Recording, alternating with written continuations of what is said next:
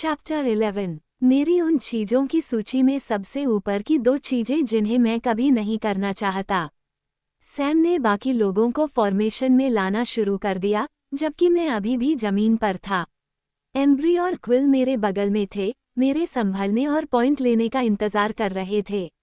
मैं अपने पैरों पर खड़े होने और उनका नेतृत्व करने की इच्छा और ज़रूरत महसूस कर सकता था। मजबूरी बढ़ती गई और मैं बेकार में ही उससे लड़ता रहा। जहां मैं था वहीं जमीन पर सिकुड़ता रहा।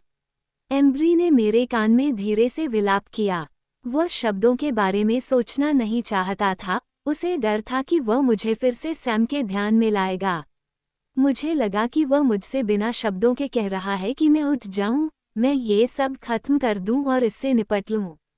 पूरे समूह में डर था, खुद के लिए नहीं बल्कि पूरे समूह के लिए।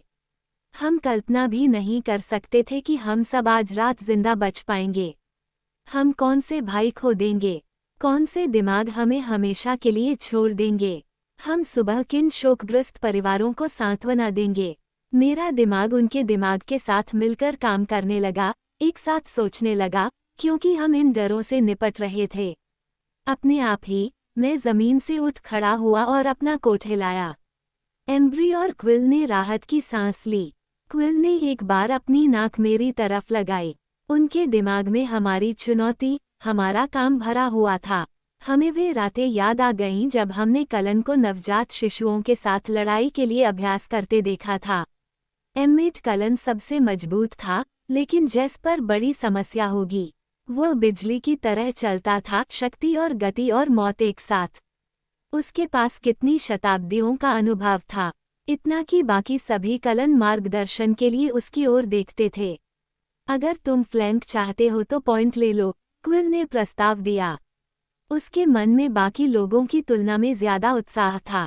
जब क्विल ने उन रातों में जैस्पर के निर्देश देखे थे, तो वह पिशाच के खिलाफ अपने कौशल का परीक्षण करने के लिए बेताब था। उसके लिए यह एक प्रतियोगिता होगी। ये जानते हुए भी कि यह उसकी जान पर खेल रहा था, उसने इसे इस तरह से देखा। पॉल भी ऐसा ही था, और वे बच्चे जो कभी युद्ध में नहीं गए थे, कॉलिन और ब्रैडी। सेठ शायद वैसा ही होता अगर विरोधी उसके दोस्त न होते। जैक, क्विल ने मुझे धक्का दिया। तुम कैसे रोल करना चाहते हो? मैंने बस अपना सिर हिलाया। मैं ध्यान केंद्रित नहीं कर सका। आदेशों का पालन करने की मजबूरी मेरी मांसपेशियों में कठपुतली की डोरी की तरह महसूस हुई। एक पैर आगे, अब दूसरा। सेठ कोलिन के पीछे घसीट रहा था और ब्रैडी ली ने वहां पर बात मान ली थी। उसने दूसरों के साथ योजना बनाते समय सेठ को नजरअंदाज कर दिया, और मैं देख सकता था कि वो उसे लड़ाई से बाहर रखना चाहती थी। अपने छोटे भाई के लिए उसकी भावनाओं में मातृत्व का भाव था। वह चाहती थी कि सैम उसे घर भेज दे। सेठ ने लीह के संदेह को नहीं पहचाना। वह भी कठपुतली के तार से तालमेल बिठा रहा था। शायद अगर तुमने विरोध करना बंद कर दिया, एम्ब्री फुसफुसाया। बस अपने हिस्से पर ध्यान दें। बड़े लोग, हम उन्हें हरा सकते हैं।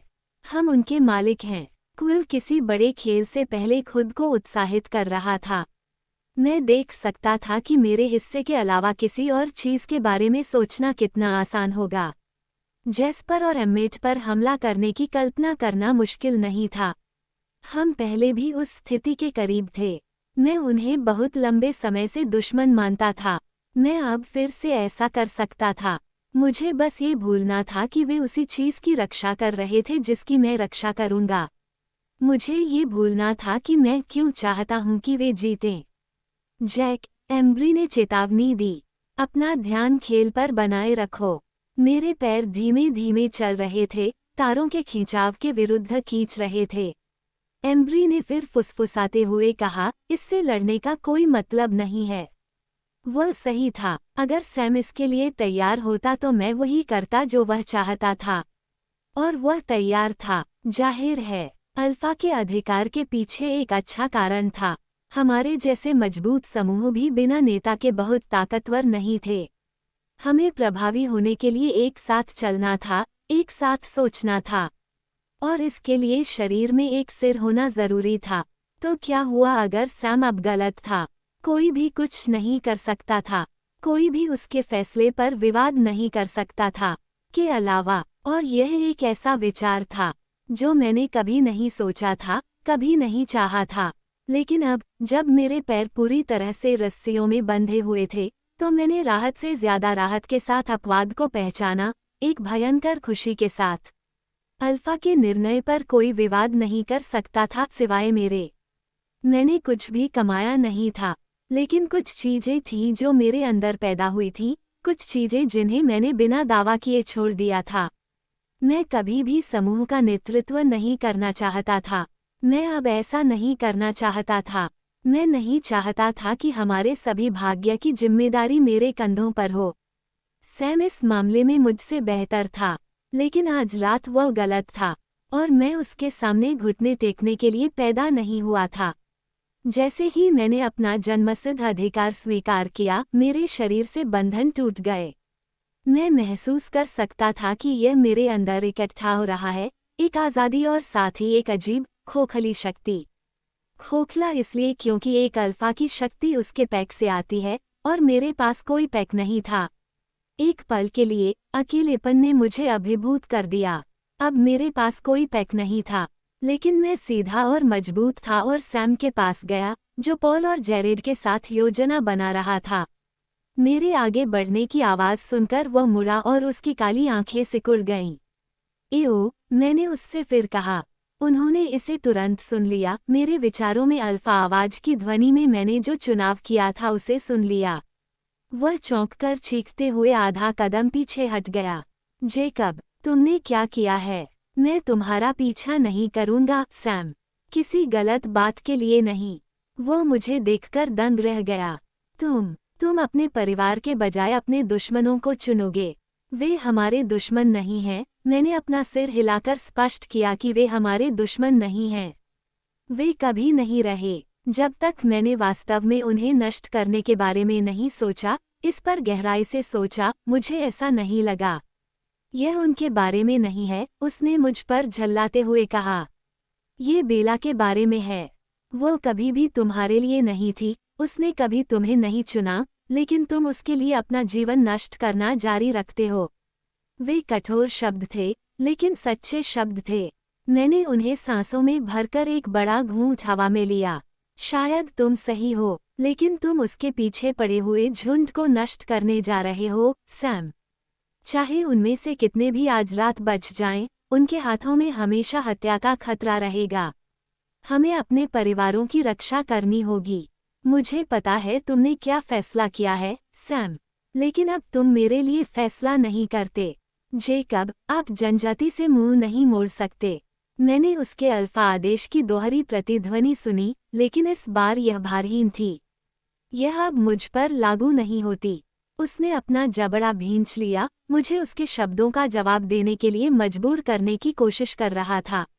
मैंने उसकी क्रोधित आंखों में देखा। एप्रेम ब्लैक का बेटा लेवी ओले के बेटे का अनुसरण करने के लिए पैदा नहीं हुआ था। तो क्या यही है, जैकब ब्लैक?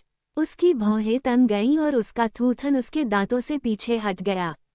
पॉल और जेरेड ने गुर्राहट की और उसके किनारों पर रोष प्रकट किया।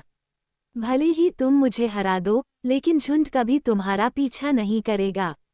अब झटका देकर पीछे हट गया। मेरे गले से एक आश्चर्यचकित कर देने वाली कराह निकल गई।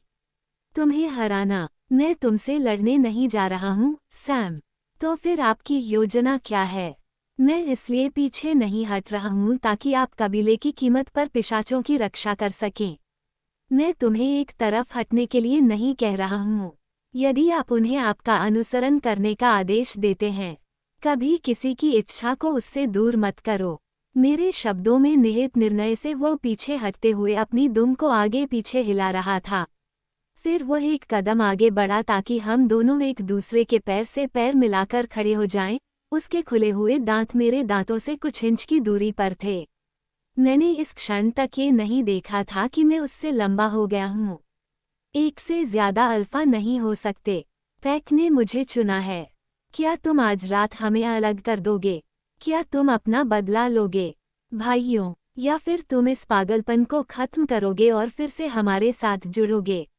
हर शब्द में आदेश की परत थी, लेकिन यह मुझे छू नहीं सका। अल्फा खून मेरी नसों में शुद्ध रूप से बहता था। मैं समझ सकता था कि एक झुंड में एक से ज्यादा अल्फा नर क्यों नहीं होते। मेरा शरीर चुनौती का जवाब दे रहा था। मैं अपने दावे का बचाव करने की वृत्ति को अपने अंदर बढ़ता हुआ महसूस कर सकता था। मेरे भेड़िया स्व का आदिम कोर वर्चस्व की लड़ाई के लिए तनावग्रस्त था। मैंने अपनी सारी ऊर्जा उस प्रतिक्रिया को नियंत्रित करने में लगा दी। मैं सैम के साथ व्यर्थ विनाशकारी लड़ाई में नहीं पड़ना चाहता था। वह अभी भी मेरा भाई था, भले ही मैं उसे अस्वीकार कर रहा था। इस पैक के लिए सिर्फ एक ही अल्फा है। मैं इस बात पर विवाद नहीं कर रहा हूँ कि मैं सिर्फ अपना रास्ता चुन रहा हूँ। क्या आप एक परंपरा से संबंधित हैं, जेकब? मैं सहम गया। नहीं पता, सैम, लेकिन मैं ये जानता हूँ। मेरी आवाज़ में अल्फा का वजन महसूस करते ही वो पीछे हट गया। इससे उस पर ज्यादा असर हुआ जितना कि उसने मुझे छुआ, क्योंकि मैं उसका नेतृत्व करने के लिए पैदा हुआ था। तुम्हारे और कलन के बीच खड़ा होगा। मैं सिर्फ तब तक नहीं देखूंगा जब तक कि यह गिरोह निर्दोष लोगों को नहीं मार देता। ये शब्द पिशाचों पर लागू करना मुश्किल था, लेकिन ये सच था। लोग गिरोह उससे बेहतर है। उन्हें सही दिशा में ले चलो, सैम। मैंने उसकी ओर से पीठ फेर ली और मेरे चारों ओर चीखों का शोर गूंज उठा। मैं अपने नाखूनों को जमीन में गड़ाते हुए उस शोरगुल से दूर भागा जो मैंने मचाया था। मेरे पास ज्यादा समय नहीं था। कम से कम लिया ही थी जो मुझसे आगे निकलने की उम्मीद कर रही थी, और मैं पहले से ही आगे था। दूरी बढ़ने के साथ चीखें धीमी पड़ गईं और मुझे राहत मिली क्योंकि आवाज़ें शांत रात को चीरती रहीं। वे अभी तक मेरे पीछे नहीं आए थे। मुझे कल्लन को चेतावनी देनी थी इससे पहले कि वे लोग एक साथ आकर मुझे रोक सकें। अगर कल्लन तैयार होते तो शायद सैम को इस पर पुनर्विचार करने का मौका मिल जाता, इससे पहले कि बहुत देर हो जाए। मैं अपने घर को पीछे छोड़ते हुए उस सफ़ेद घर की ओर भागा जिससे मैं अब भी नफरत करता था। घर अब मेरा नहीं था। मैंने उससे मुंह मोड़ लिया था। आज का दिन किसी भी अन्य दिन की तरह ही शुरू हुआ। बरसात के सूर्योदय के साथ गश्त से घर पहुंचा, बिली और रेचल के साथ नाश्ता, खराब टीवी, पॉल के साथ झगड़ा। ये सब इतना पूरी तरह से कैसे बदल गया। सब कुछ अवास्तविक हो गया। कैसे सब कुछ गड़बड़ हो गया और इतना उलझ गया कि मैं अब यहाँ हूँ, बिल्कुल अकेला, एक अनिच्छुक अल्फा, अपने भाइयों से कटा हुआ, उनके बजाय पिशाचों को चुन रहा हूँ। जिस आवाज़ से मैं डर रहा था, उसने मेरे स्तब्ध विचारों को बाधित कर दिया। यह जमीन पर बड़े पंजों का नर्म प्रभाव था जो मेरा पीछा कर रहा था। मैंने खुद को आगे फेंक दिया, काले जंगल में तेजी से आगे बढ़ा। मुझे बस इतना करीब जाना था कि एडवर्ड मेरे सिर में चेतावनी सुन सके।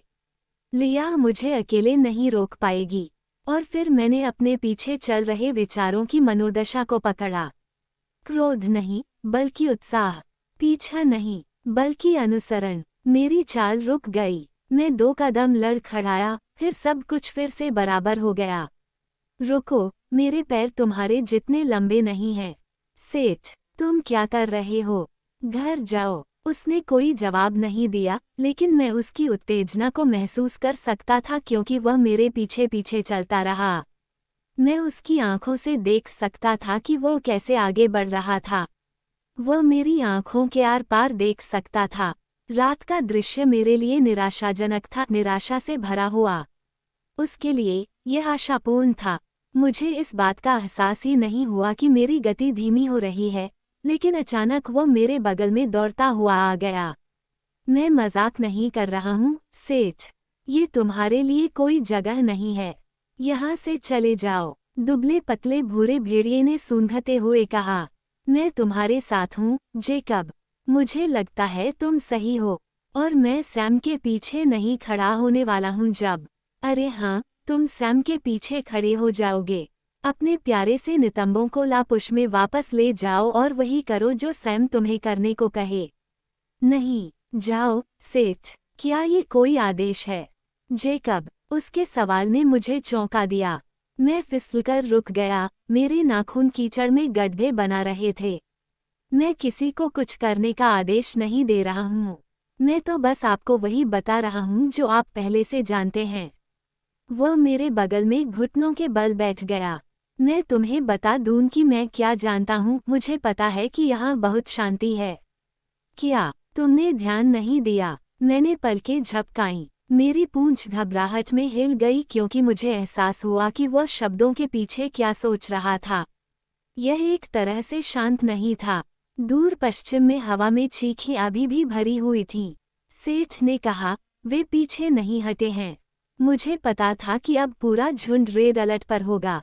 वे सभी तरफ साफ साफ देखने के लिए माइंड लिंक का इस्तेमाल करेंगे। लेकिन मैं नहीं सुन पाया कि वे क्या सोच रहे थे। मैं सिर्फ सेठ को सुन सकता था, किसी और को नहीं। मुझे लगता है कि अलग अलग झुंड आपस में जुड़े हुए नहीं हैं। हुआ लगता है कि हमारे पिताओं को पहले ये जानने की कोई वजह नहीं थी, क्योंकि पहले अलग अलग झुंडों के लिए कोई वजह नहीं थी। दो के लिए कभी भी पर्याप्त भेड़िए नहीं थे। वाह, ये वाकई शांत है, कुछ हद तक डरावना, लेकिन साथ ही यह अच्छा भी है, क्या आपको नहीं लगता? मुझे यकीन है कि यह एप्रम और क्विल और लेवी के लिए आसान था।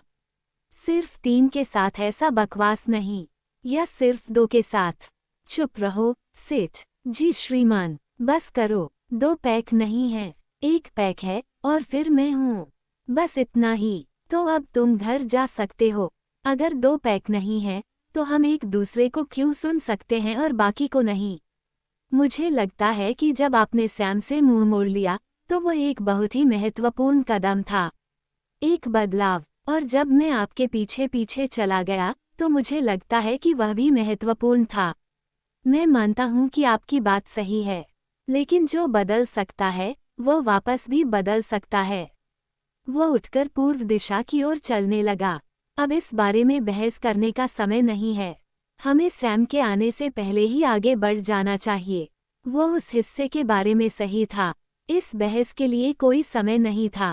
इफिल ने फिर से दौड़ लगाई, खुद को उतना जोर नहीं दिया। सेठ मेरे पीछे रहा, मेरे दाहिने किनारे पर दूसरे की पारंपरिक जगह पर रहा। मैं कहीं और भाग सकता हूँ, उसने सोचा। उसकी नाक थोड़ी झुक गई। मैं तुम्हारा पीछा नहीं कर रहा था क्योंकि मैं पदोन्नति चाहता था। तुम जहाँ चाहो भाग जाओ, मुझे कोई फर्क नहीं पड़ता।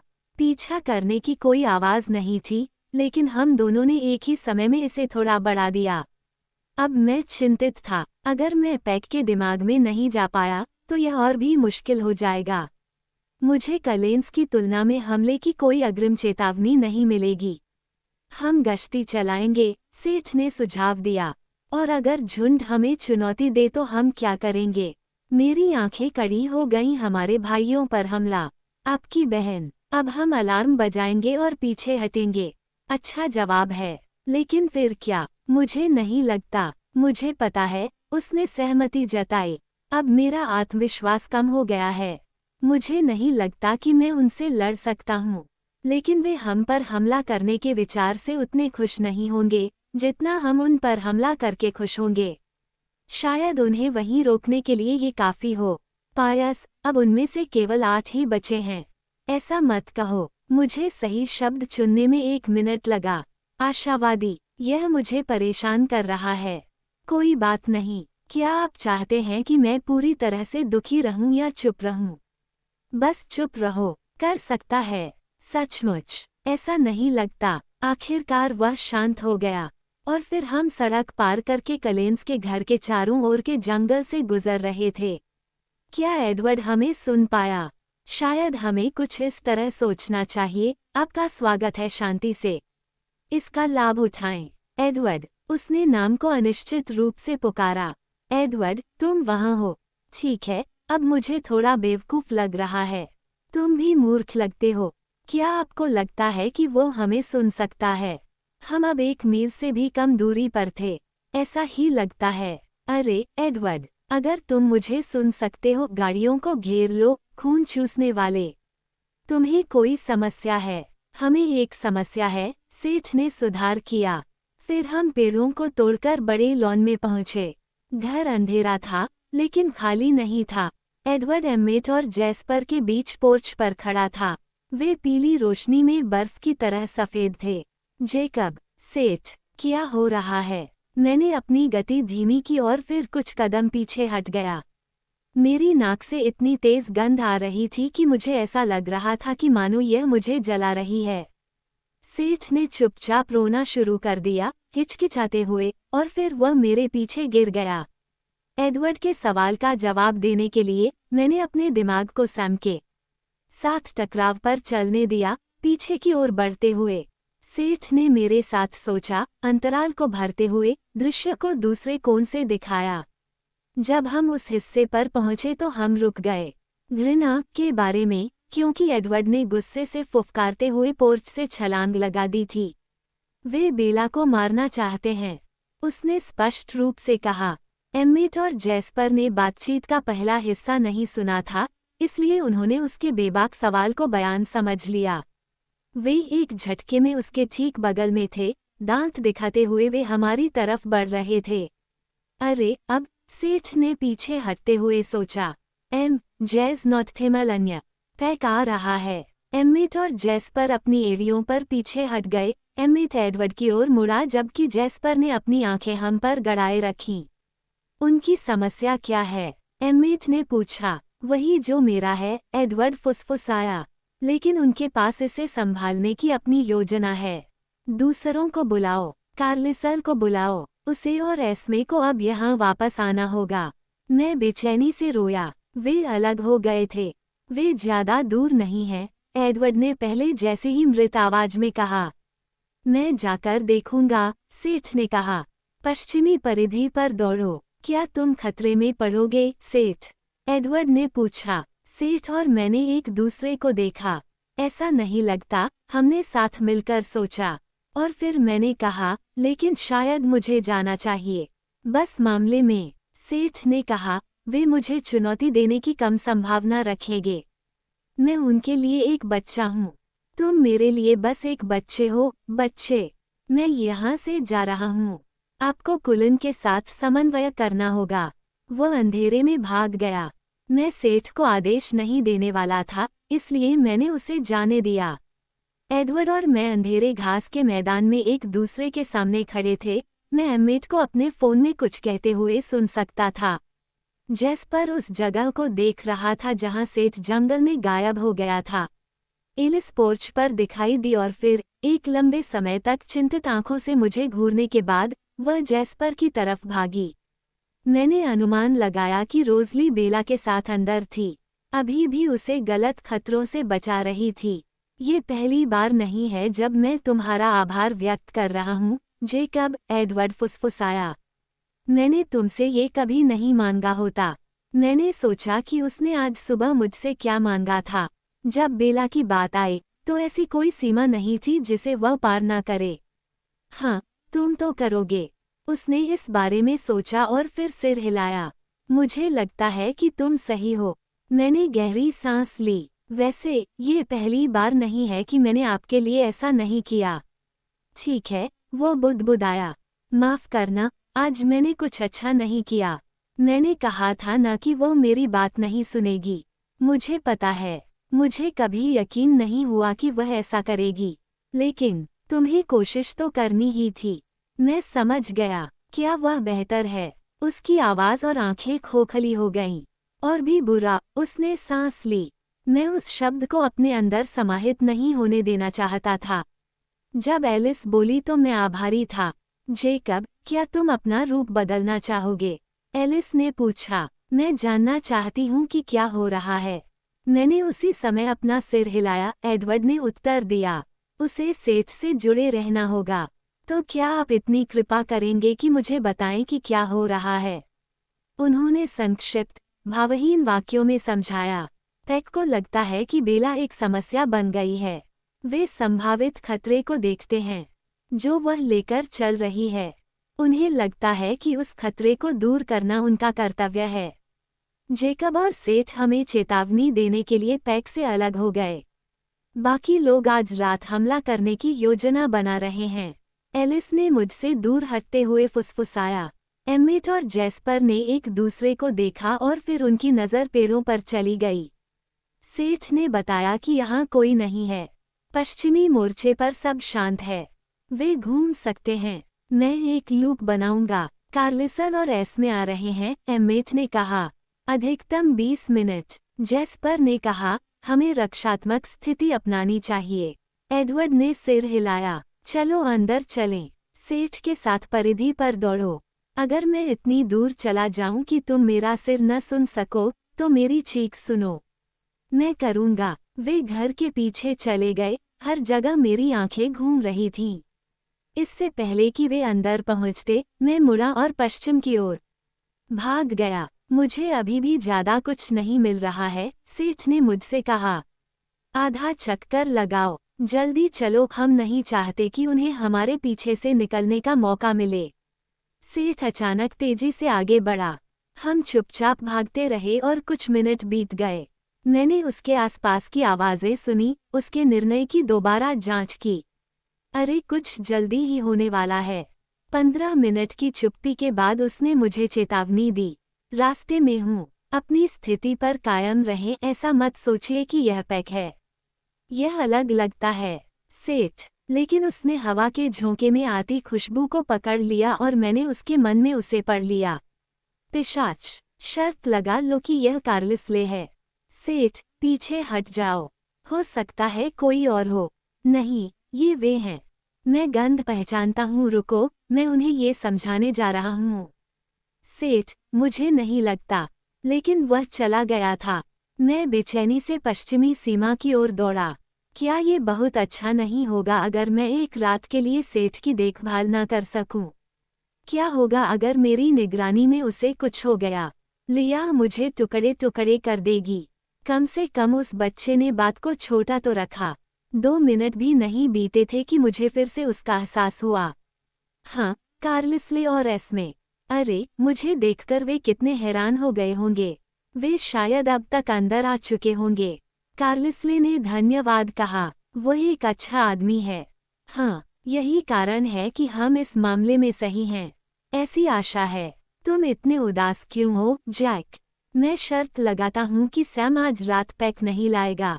वह कोई आत्मघाती मिशन शुरू नहीं करने जा रहा है।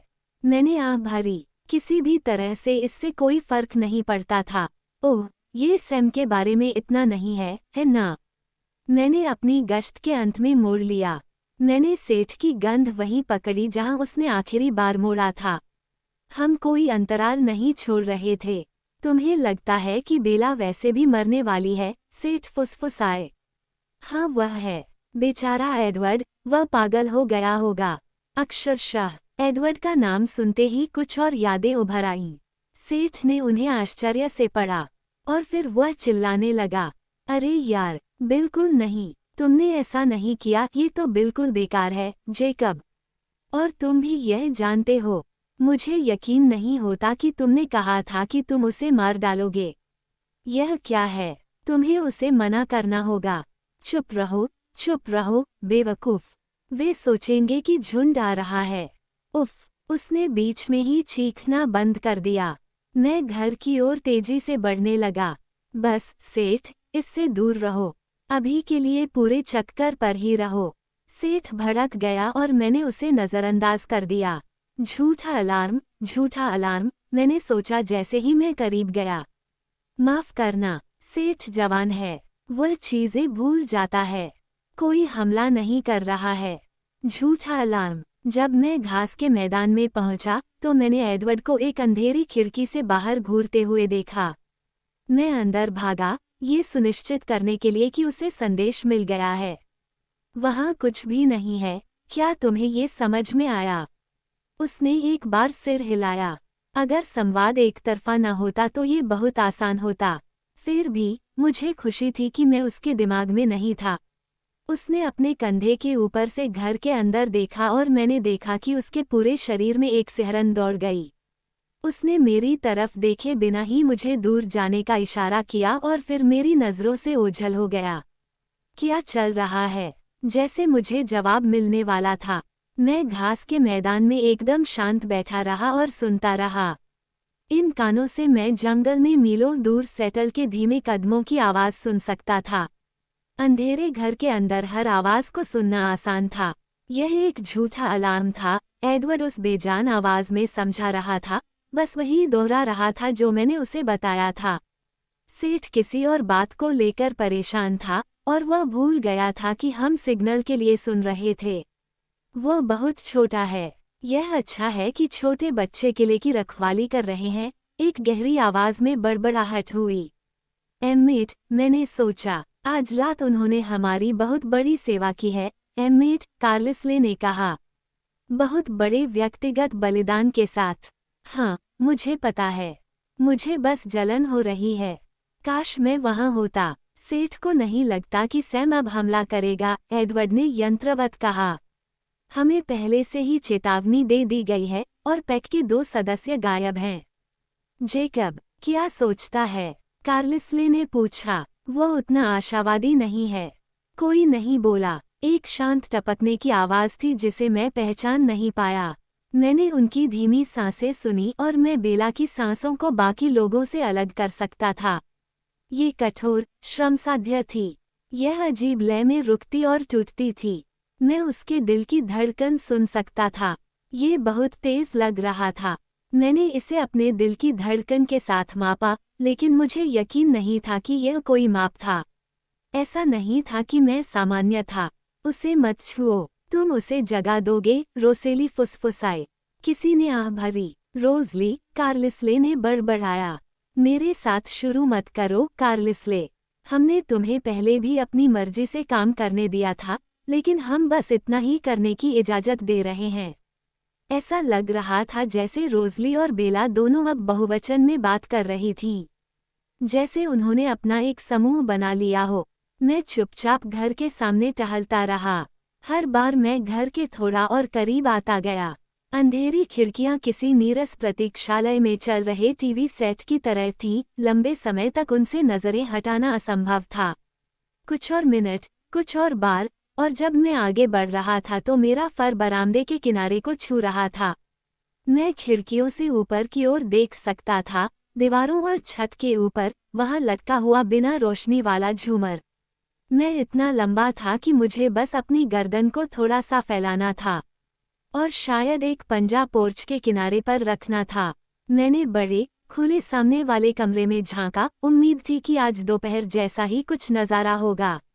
लेकिन यह इतना बदल गया था कि मैं पहले तो उलझन में पड़ गया। एक पल के लिए मुझे लगा कि मैं गलत कमरा ले आया हूँ। कांच की दीवार गायब हो गई थी और अब वह धातु जैसी लग रही थी, और सारा फर्नीचर रास्ते से हटा दिया गया था। बेला खुली जगह के बीच में एक संकरे बिस्तर पर अजीब तरह से मुड़ी हुई थी। यह अस्पताल जैसा सामान्य बिस्तर नहीं था जिसमें रेलिंग लगी हुई थी। अस्पताल की तरह ही मॉनिटर भी उसके शरीर से बंधे हुए थे। ट्यूब उसकी त्वचा में फंसी हुई थी। मॉनिटर पर लाइटें चमक रही थीं, लेकिन कोई आवाज नहीं आ रही थी। टपकने की आवाज उसके हाथ में लगे इब से आ रही थी। कुछ तरल पदार्थ जो गाढ़ा और सफेद था, साफ नहीं था। वो अपनी बेचैन नींद में थोड़ा घुट गई और एडवर्ड और रोजली दोनों उसके ऊपर मंडराने लगे। उसका शरीर झटका लगा और वह कराह उठी। रोजली ने बेला के माथे पर अपना हाथ फेरा। एडवर्ड का शरीर अकड़ गया। उसकी पीठ मेरी तरफ थी, लेकिन उसकी अभिव्यक्ति देखने लायक रही होगी, क्योंकि एम्मेट ने पलक झपकाने से पहले ही खुद को उनके बीच में खींच लिया। उसने एडवर्ड की ओर अपने हाथ बढ़ाए। आज रात नहीं, एडवर्ड। हमें चिंता करने के लिए दूसरी चीजें हैं। एडवर्ड उनसे दूर हो गया और वह फिर से जलता हुआ आदमी बन गया। एक पल के लिए उसकी आंखें मेरी आंखों से मिली और फिर मैं चारों पैरों पर वापस आ गया। मैं अंधेरे जंगल में वापस भागा, सेठ के पास जाने के लिए, जो मेरे पीछे था उससे दूर भागने के लिए। बदतर, हाँ, वो बदतर थी।